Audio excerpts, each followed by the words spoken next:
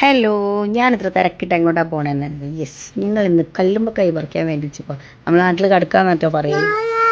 ആ ബേബി ഉണ്ട്. അപ്പോൾ നമ്മളെല്ലാവരും കൂടി കല്ലുമ്മക്കായി കടക്ക് പറിക്കാൻ വേണ്ടിയിട്ട് പോവാണ്.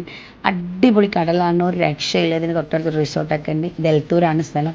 അപ്പോൾ നമ്മൾ ഇവിടത്തേക്ക് വന്നിട്ട് കടക്ക് പറിക്കാൻ വേണ്ടിയിട്ട് അല്ല ബേബി. അങ്ങനെ ഞങ്ങൾ എല്ലാവരും കൂടി കടക്കൊക്കെ പറിക്കാൻ വേണ്ടിയിട്ട് ആ മൂലക്കില്ല തലക്കലിലേക്ക് പോകണം. അങ്ങനെ അങ്ങോട്ട് നടന്നിട്ട് നമ്മൾ അങ്ങോട്ടേക്ക് പോകാൻ.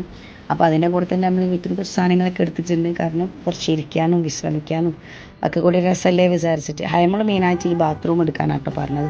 കാരണം അവൾക്ക് ഡ്രസ്സ് ചേഞ്ച് ചെയ്യാൻ അത് വേണം നിർബന്ധമാണെന്നൊക്കെ പറഞ്ഞു. അപ്പോൾ അതും എടുത്ത് അങ്ങനെ കുട്ടികളെ ലക്ഷ്യം ഇതേപോലെ കടലിൽ കളിക്കുക എന്നുള്ളതാണ്. കല്ലുമ്മക്കായി പറിക്കുകയൊന്നും കടക്ക പറിക്കണമെന്ന് ഒരു നിർബന്ധം ഒരിക്കലും. അവർക്ക് കടലിൽ കളിച്ചാൽ മതി. പക്ഷെ ഞാനും നിസാമും ചുറ്റുമണിയും എല്ലാവരും കൂടി കൂടിയിട്ട് ആ തലക്കലേക്ക് പോവാണ് കടക്ക പറിക്കാൻ വേണ്ടിയിട്ട്.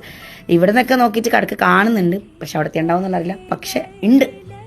കാരണം അത് അവർ പറിക്കുന്ന കണ്ടില്ലേ. പിന്നീട് ചുറ്റുമണി നല്ലോണം എഫേർട്ട് എടുത്തിട്ട് കുറേ കടക്കൊക്കെ പറിച്ചിരിക്കുന്നില്ലേ ബേബി. ഇതൊക്കെ എൻ്റെ ചുറ്റുമണി പറിച്ച കടക്കാണ്. ഉള്ളിങ്ങനെ കൈ കൊണ്ട് നുള്ളി എടുത്താണ്. അതുകൊണ്ട് തന്നെ പാവത്തിൻ്റെ കൈയൊക്കെ മുറിഞ്ഞിരിക്കുന്നത്. നല്ല സാരല്ലേ, അതൊരു എക്സ്പീരിയൻസ് അല്ലേ വിചാരിച്ചിട്ട് നമ്മൾ അവളെ കൊണ്ട് കളിപ്പിച്ചിരിക്കുന്നു.